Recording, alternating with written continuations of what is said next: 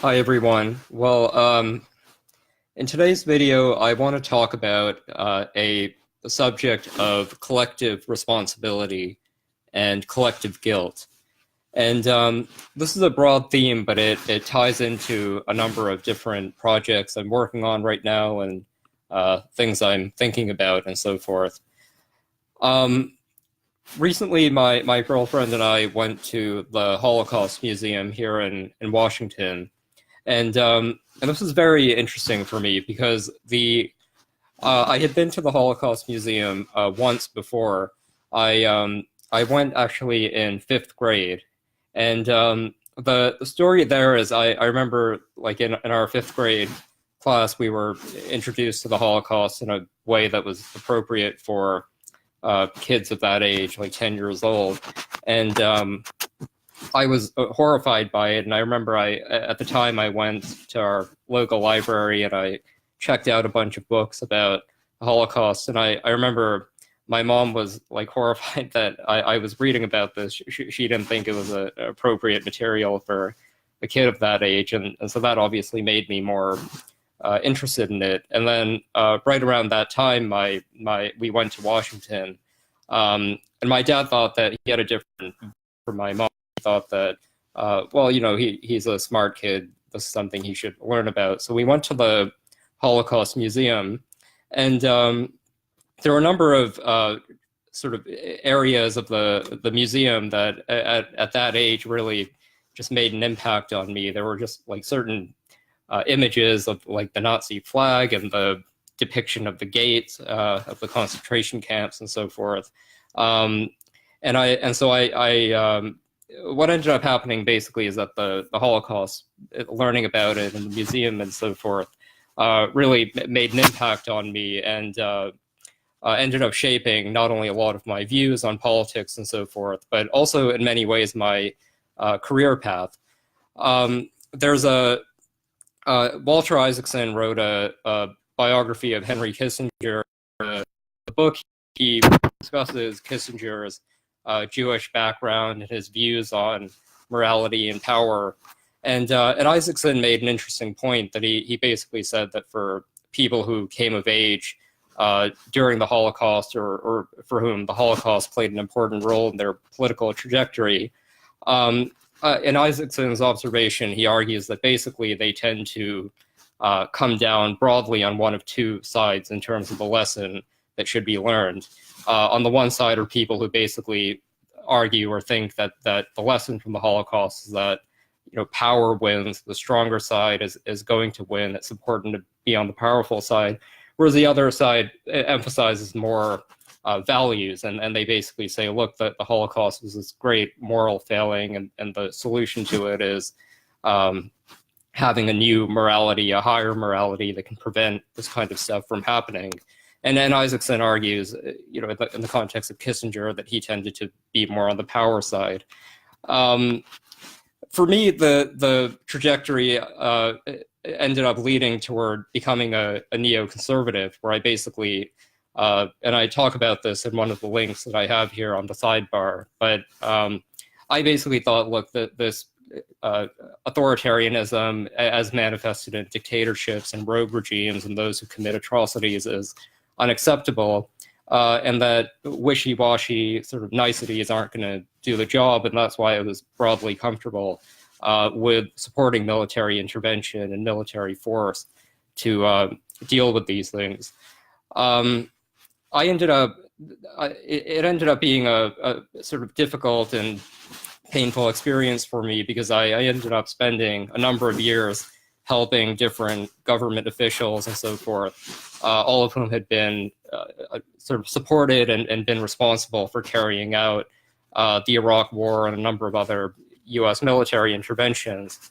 And it was difficult because for me, I had supported these interventions primarily on the grounds of humanitarian concerns. I mean, I was happy to rehearse or reiterate or endorse national security arguments, but I always found a little bit unpersuasive. I mean, this idea that in order to be safe at home, we have to go and occupy some country halfway around the world. I mean, you know, one can think of any number of other more efficient ways to be safe.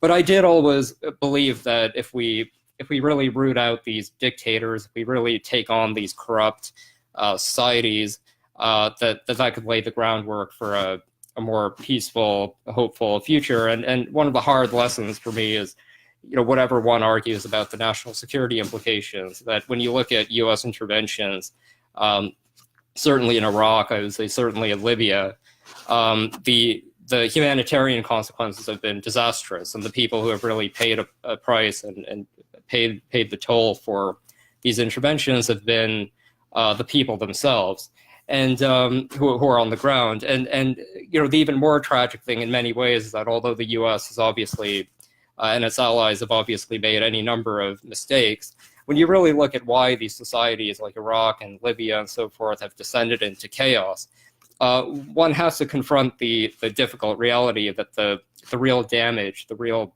carnage, really has been done by the people themselves in these countries. Like whatever mistakes that U.S. policymakers made, they just pale in comparison to what the Iraqis themselves have done to their own country, the bloodletting and so forth. So anyway, I mean, one of the after we went to the Holocaust Museum, my girlfriend and I were obviously talking about a question that I think anyone has to ask when you're confronted with this kind of a thing, which is, how did it happen, and then who's responsible? And so we ended up sort of binge watching a number of documentaries that looked at various facets of Nazi Germany and the Holocaust. And I want to actually talk about a few of these. They were all quite interesting. So one of them is a documentary called Elusive Justice. It is, I guess it was produced by and directed by a guy who I hadn't heard of, but his name is Jonathan Silvers. And Silvers basically sort of tracks and discusses this question of why so many Nazi war criminals were never brought to justice. And he basically, what ended up happening is basically that,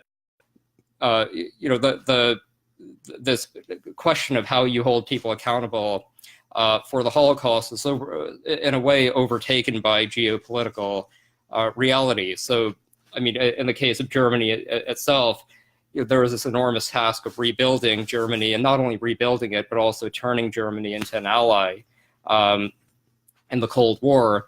And then obviously different countries each had their own particular issues with dealing with justice. So one of the things that ended up happening was that this quest for holding Nazis accountable in many ways became privatized. And much of the impetus for it came from private groups, NGOs, and so forth, many of which were predominantly Jewish organizations and so forth, who basically went on a quest to try to hold individuals accountable. The other was a 2015 sort of fictionalized dramatization of, it was called The Eichmann Show. And it basically depicted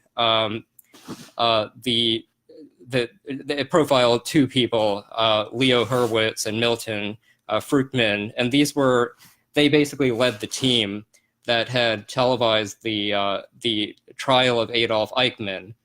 He was the Nazi who had been captured by Israeli commandos and put on trial in Israel, and this was a significant trial because it, in many ways, with the power of TV, brought the Holocaust to the rest of the world in a very vivid way, and it also prompted a great deal of reflection within Israeli society about the Holocaust.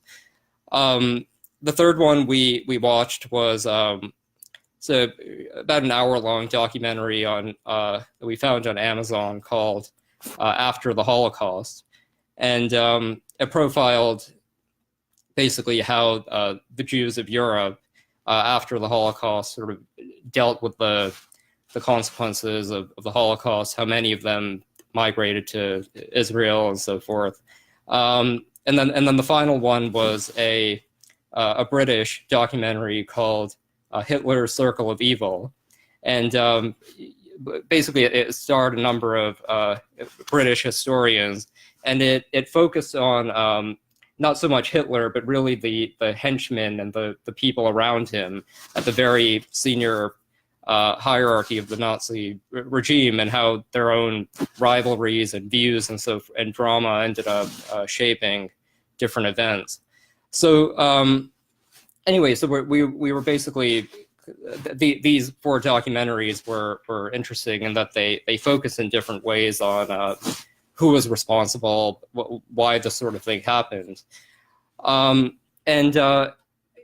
There's obviously a school of thought that believes that the Holocaust and the Nazis and so forth ought to be treated as a discrete, finite event, that it should be looked at in an isolated sort of way. That's not really what I want to talk about today. One, because I'm just not that much of an expert on it. But two, I'm of the view that although this was a unique event, obviously, that there are lessons that can be drawn for other events, other epics, other periods of society, and even if you're dealing with different forms of atrocities or crimes or whatever of a much less grave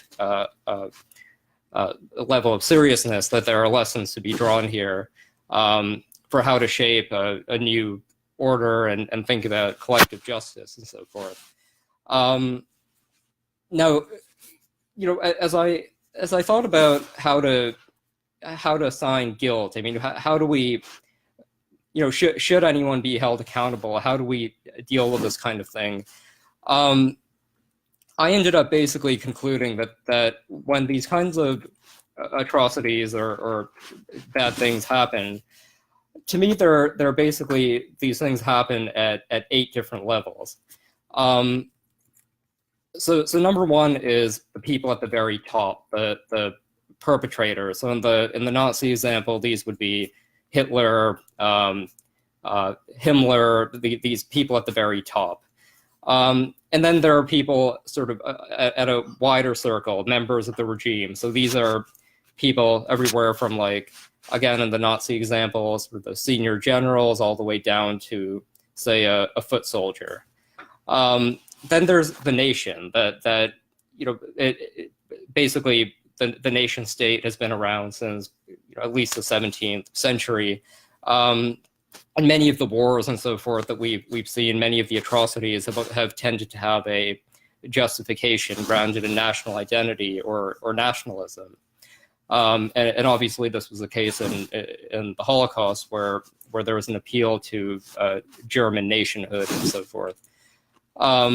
Number 4 is different institutions, where just different institutions at all levels respond to circumstances in different ways and are often culprits in disturbing ways. So, like, one of the things that I learned from these documentaries was that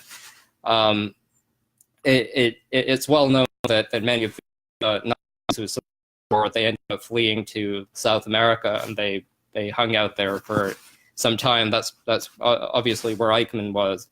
But one of the things I didn't know was that a lot of them actually made it over to South America, actually due to sympathizers in the Catholic Church. And what basically ended up happening, for a variety of complicated diplomatic reasons, the Catholic Church, the Vatican, actually was sort of able, using connections with the Red Cross, they were able to basically forge these passports and new identities for these former Nazis, and give them new identities, give them a way out of Europe. And so anyway, and then there are these different institutions that end up having to face different blame. There's what I call cities. So in the case, again, of the Holocaust, you have, one of the things you find is that in Germany, support for and complicity in the Holocaust tends to vary to some degree by region, where just like the way society was structured, the way people interacted in certain groups and so forth, that tended to make them more or less complicit or capable of carrying these things out.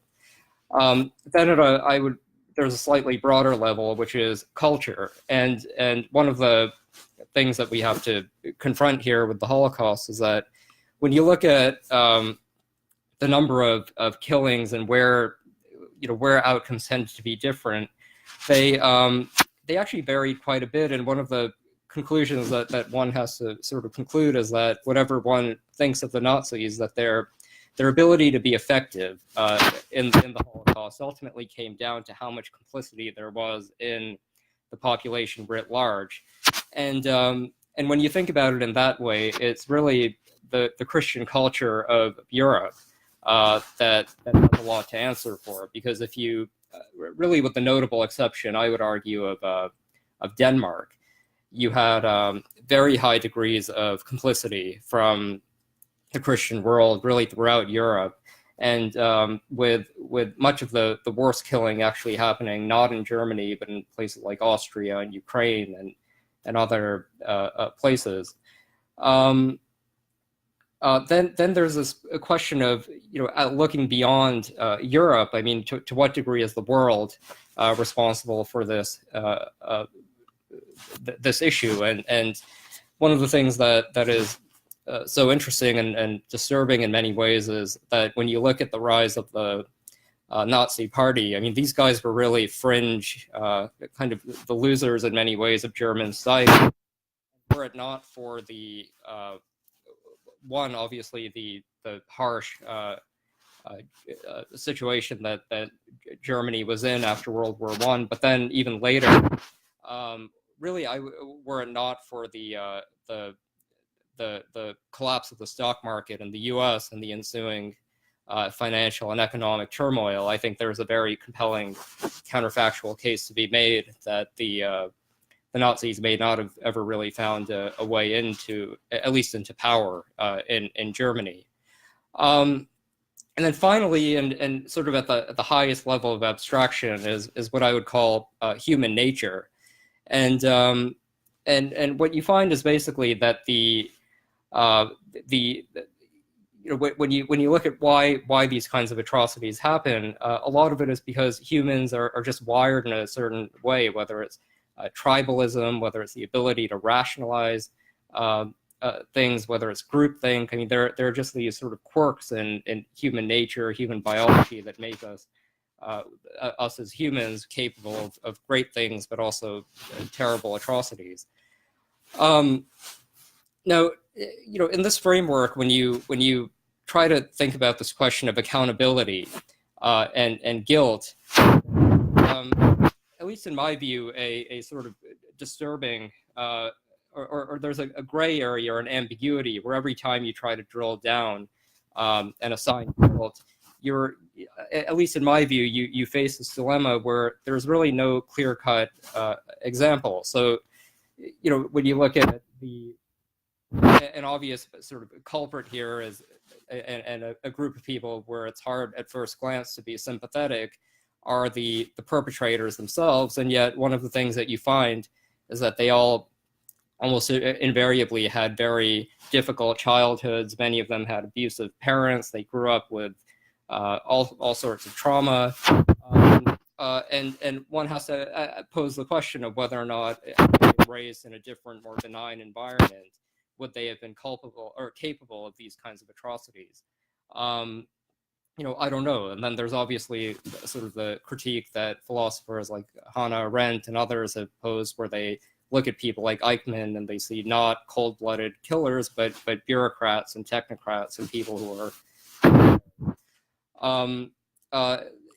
then you can obviously look at this question in different ways. You can ask the question, as historians have done, whether the German people, German culture, whether there was something just so inherently wrong or flawed about these people, whatever, that led them to the Holocaust. But then you have to sort of contrast that with the fact that if the Germans were guilty of, as a culture, of such a horrific sort of a thing, then you also have to ask, why is it that the Germans, I would argue more so than almost any society or culture that's really committed mass murder, they've also atoned for it and really come to terms with it in a way that you certainly don't see in Russia and Japan certainly not in the Middle East, in any number of these other places. And one of the lessons that I sort of saw from all these different documentaries is that when you look at the people who have really tried to find guilt, to try to hold people accountable, they engage in this exercise that ends up not actually being fulfilling and ends up not in a way achieving a whole lot. So like one of the people who was profiled in a number of these different documentaries was the lead American prosecutor at Nuremberg. And he has this like colorful way of talking, and he for example, one of the senior Nazis who was on trial, there was discussion of whether or not to put him on trial, because by the time he was eligible to participate in the Nuremberg trials, he was also going down with Parkinson's. And they made a decision, well, it doesn't matter, let's put him on trial, let's hold him guilty. But eventually he ends up reflecting more on Nuremberg, and he ends up realizing that in the course of collecting evidence, in the course of putting together a case, that they actually, the Allies themselves, committed any number of crimes that arguably were war crimes. Or in the case of these private groups that tried to hold Nazis accountable, one of the things that was very interesting, actually, is that even more than Israel and Israeli society itself, it was actually in the U.S. And in American society that there really was a sustained, prolonged effort to try to find and track down these former Nazi criminals. Yet one of the things that you find in this Silver film that I referenced is when you, at a certain point, it became clear to American policymakers that many of the people who had gained visas and come into the U.S. In the aftermath of World War II and so forth were actually people who had basically lied about their complicity in the Holocaust. So these were people from Poland and Ukraine and Germany and whatever. And it was very strange, like when that you find these people, they're in their 70s, 80s, or whatever, and they were basically like normal Americans living as housewives and businessmen and whatever, like perfectly harmless, seemingly harmless people. And then when you dig into their past, you realize that they were like guards at concentration camps, or they were doing very grotesque things during the war. They lied about their complicity during the immigration process. They immigrated to the U.S. and basically carried on, and then you're left with this dilemma of having this like 90-year-old guy in front of you who hasn't done anything wrong since that period, but yet obviously committed terrible acts of violence and so forth during the certain period. My own view as I thought about this issue of how do we think about accountability, I've been thinking about this a lot, not only in the context of the Holocaust, but in the context of other work that I'm doing now. One of the things that I'm working on is a book which, among other things, looks at the threat that the U.S. is facing from Russia. And Russia, in many ways, took a different tact when it came to dealing with the legacy and fallout of communism and of atrocities that arguably were actually much worse than what the Germans had done during the and one of the things that you find in discussions of Russia today and from Russian intellectuals, policymakers, and so forth, is that although communism was a tragic period, that there's this sense of victimization that basically, after the Soviet Union collapsed, when Russia was weak, the world took advantage of Russia. They took advantage of their weakness. They didn't acknowledge Russia's rightful place in the world. And that this kind of resentment and so forth, not to mention the failure to build democracy and liberal institutions in Russia, is why we're seeing this problematic resurgence in Russia. And so it obviously begs the question. I mean, as much as we would like to hold Russian society accountable for the crimes of communism, I mean, as bad as things are in Russia, I think one has to acknowledge that a harsher attempt at holding Russian leaders or Russian society accountable for what had happened during communism could have actually led us to a far worse outcome in Russia, where instead of having Boris Yeltsin, who was a bumbling, kind of incompetent leader, but one with basically trying to do the right thing, and then Vladimir Putin, who, again, whatever you think of him, is one can envision or imagine any number of leaders coming to power in Russia who could have been exponentially worse than what we got. Then there's also the question, to bring it closer to home, of what do we do in our current state of affairs. Now, I'm looking at this Trump phenomenon primarily in the context of someone who gambles thousands of dollars in the political prediction markets, and it's at least abundantly clear to me that this is a presidency and a movement that is going downhill and that is not broadly going to deliver. And obviously, it should be, it should be a given. I'm not equating the Trump presidency, the Trump phenomenon, with these atrocities. I mean, not even close. But it does raise, a similar set of questions that when Trump does go down, I mean, how do we deal with this? How do we deal with? We can say Trump is impeached. I mean, is he entitled to a pardon? What about the people in his inner circle? What about these rank and file Republicans who backed him, worked for him, defended him? What about the 40 whatever percent of Americans who voted for him? I mean, these are questions without an obvious answer.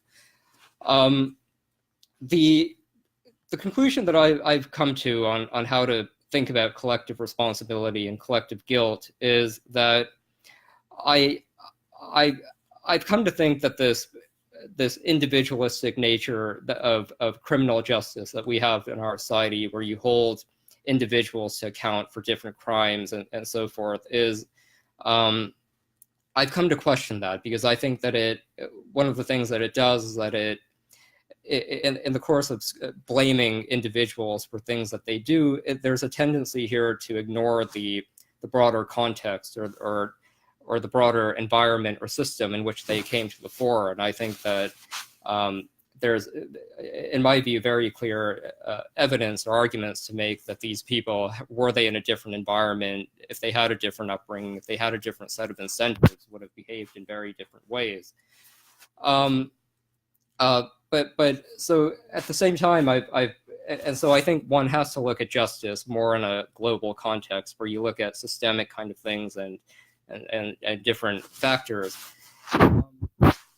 But I also think that, as rewarding as it may feel to try to hold people accountable for things, that it's a process and an inquiry and so forth that ultimately doesn't really yield any satisfying end or whatever. So I've come to the view that when we think about accountability, when we think about criminal justice, the foremost consideration, in my view, should be not how do you punish people or how do you hold people accountable, but rather, what can you do to prevent these things from ever happening in the future? What can you do to make sure that the right lessons are learned, that the right set of incentives, the right set of institutions are being created to minimize the damage in the moment, and then ensure that these things never happen. Now, in the policy realm, there are any number of things that can be done on a selective basis. I think probably a certain degree of accountability may be necessary to provide a deterrent. You can look at incentives in different ways. But where I see the greatest hope and the greatest room for intervention is really when you look at the realm of early childhood interventions. And I talk about some of this in my article, which I posted here in the sidebar, the American conservative piece on authoritarianism. And one of the things that is so shocking is the extent to which one's childhood, one's nurturing, really has predictive and explanatory power in looking at how people come to behave in adulthood. One of the things, there's a famous study that looked at, in the Nazi period, it looked at Germans who were not Jews, who nevertheless helped Jews, and who not only did not participate in the Holocaust, but actively aided and assisted Jews. And one of the common things that they found is that they were, when you look at the people who behaved in this way, their childhood was absent in their childhood was the use of corporal punishment, and this stands in marked contrast to what you see during that period in Germany with turn of the century child rearing practices, which really emphasized not attachment with the child, but rather very strict authoritarian forms of obedience, which psychologists like Alice Miller and others argue was a driving force in the later atrocities that came before. So I think that where this inquiry has led me, and where my interest has evolved, is how do you create a set of norms, a set of practices in childhood, in the realm of parenting, where you can at a very early age sort of nurture children in a way that they're much more likely to emerge as adults with a sense of civility, a sense of compassion. And I think that if you have a society full of people who just have a certain instinct that prevents them from engaging in different forms of sociopathy or cruelty or whatever, whether it's bullying or teasing or taunting, from things that small all the way up to larger crimes, if you have a broader society of people who just have that ingrained civility in them, I think that's ultimately how you create a society where these where institutions or people who do want to inflict acts of evil, call it that, simply do not get the opportunity to do that. And where I think that there is particular promise or room here, I think one is in the realm of nutrition, where if you can simply just check people's different hormone levels, vitamin levels, nutritional levels, put them through different detox programs, I think a lot of problematic behavior can be addressed that way. I think looking at the realm of punishment, and in particular punishment, I think if we were to, as a society, commit ourselves to rooting that out, I suspect that there would be any number of positive externalities out of that.